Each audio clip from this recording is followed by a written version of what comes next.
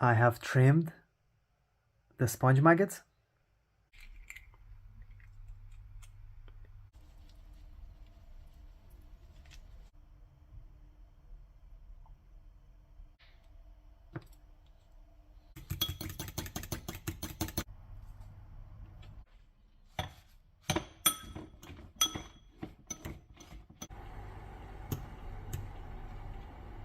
We have our maggots.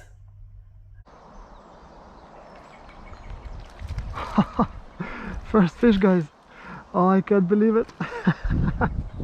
This is makeshift lures, and I approve this sponge maggot. Hello, makeshifters. Today we're making an egg white sponge maggot. What I have here is your normal household sponge that you wash your dishes with. And at the back it has a coarse side and a sponge side. You can just pull it away.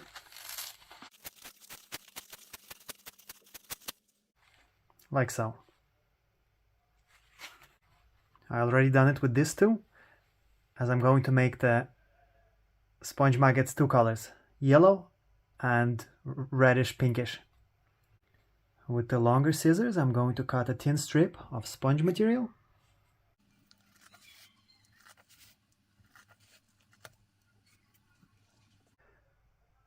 Maggots, they all come pretty standard size, and I'm going to make mine about 1 centimeter long.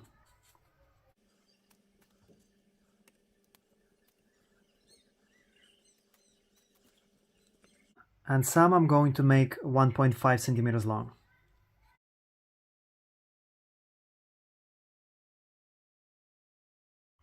I'm going to cut it 4 millimeters in thickness.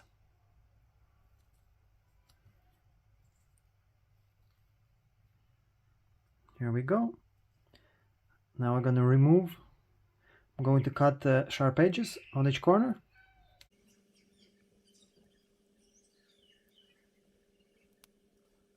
I'm going to make one end slightly pointy.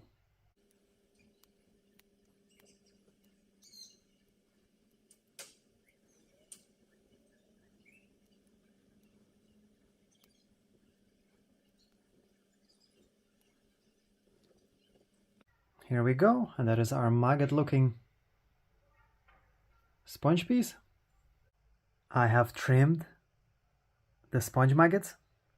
Here we have the 1 centimeter, this is 1.5, and these are untrimmed, just a square rectangular shape offcuts. Because if you don't want to spend all this time trimming the sides and the bottom of the maggot, making it pointy, I'm sure if you just cut some of these up and make them, they will catch fish just as good. And what maggot essentially is just a little body of protein.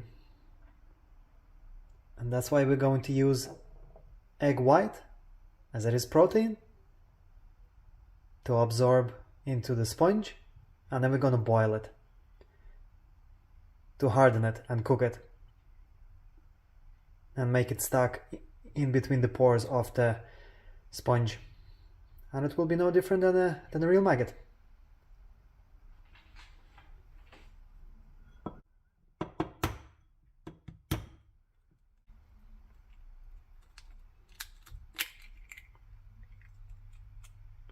Now, so we just need the egg white. I'm going to separate it.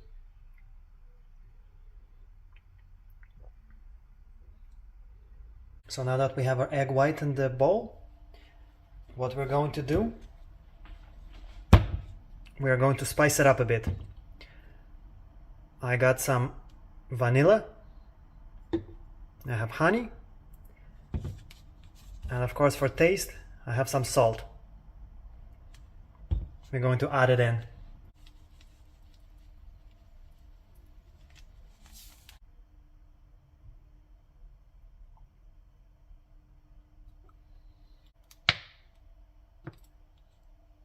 And now we just get to mix it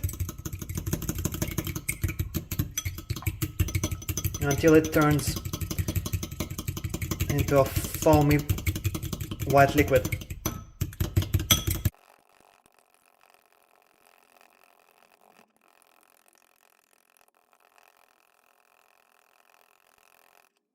Let's put our sponge maggots inside.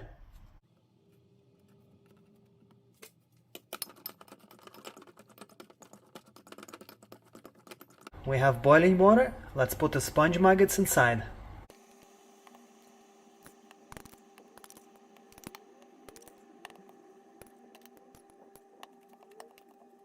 We're going to let them boil for a little bit, and then they will be ready.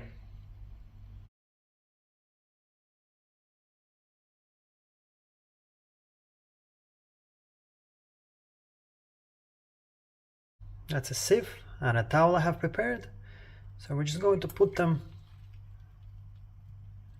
on the towel to dry.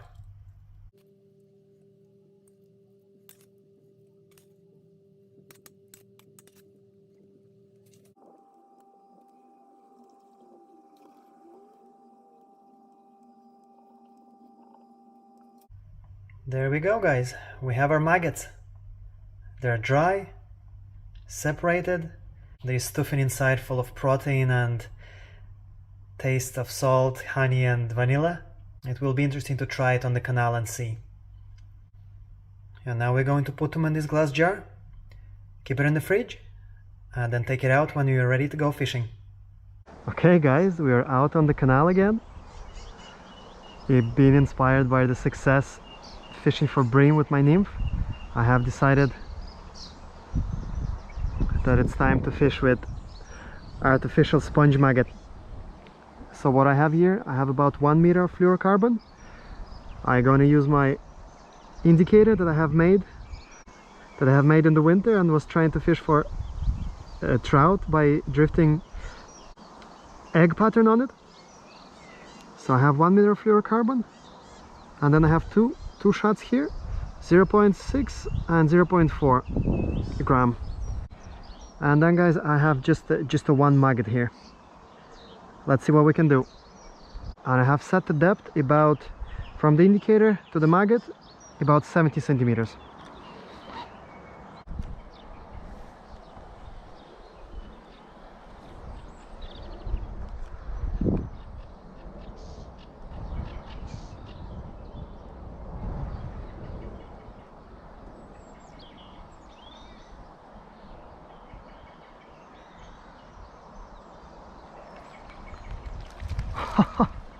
First fish, guys. Oh, I can't believe it. Oh boy, look at that. It's a rod. That's my 3rd or 4th cast. Guys, this is makeshift lures and I approve this sponge maggot.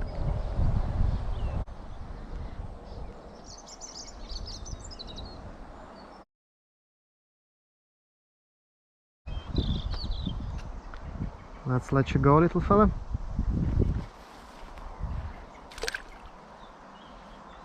We are going to be able to reuse this maggot.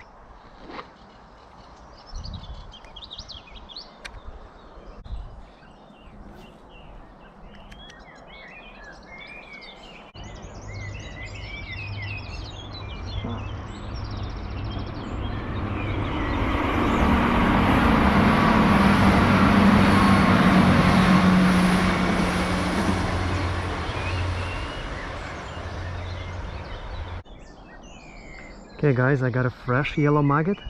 Let's see what's gonna happen.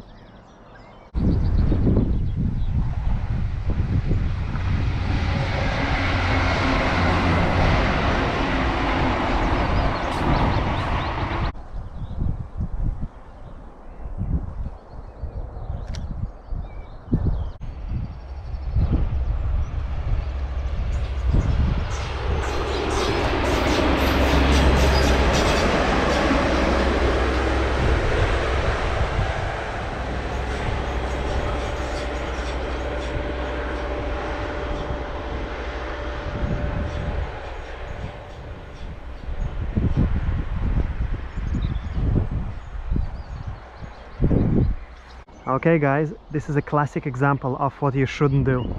I was fishing with the indicator and sponge maggots. I only got one bite, one fish, and then I just got discouraged really quickly because I don't have enough confidence in that bait yet. So I have switched to the olive nymph. Let's see what we can do. But really, to see full potential of the sponge maggots, I really needed to stick all day with them and maybe go fishing with them a few times perhaps. We might gonna have to give them a try another day.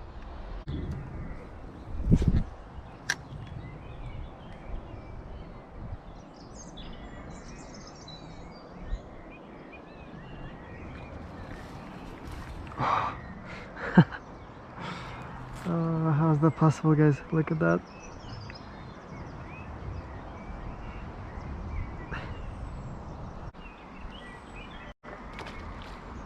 There he goes.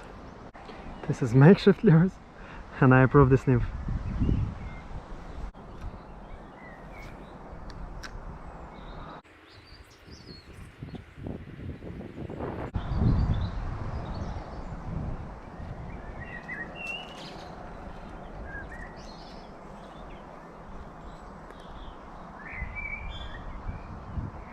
It's perch number 2.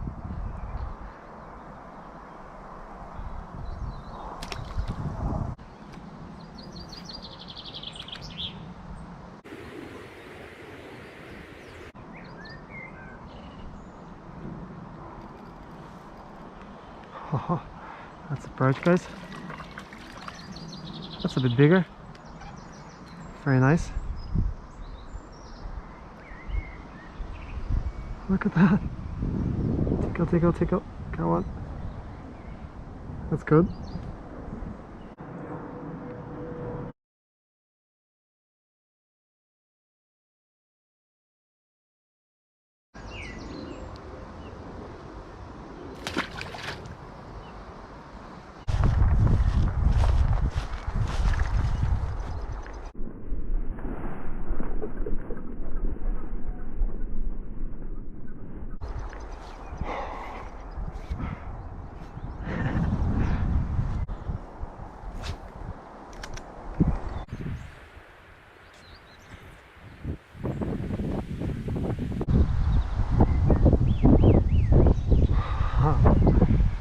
How small is he, guys? Well, I'm happy for a bite all the same.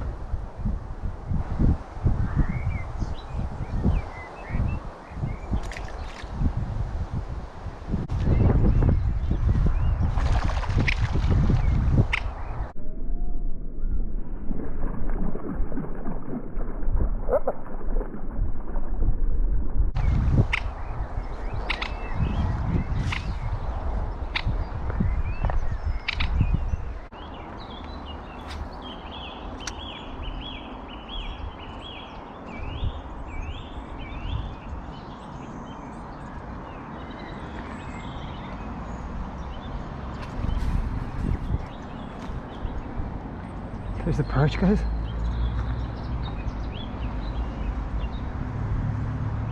Here we go. Where's the bream, I wonder?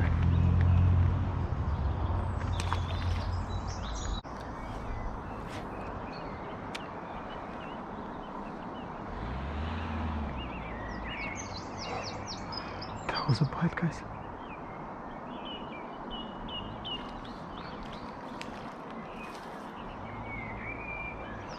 Small perch bite hard. Look at that.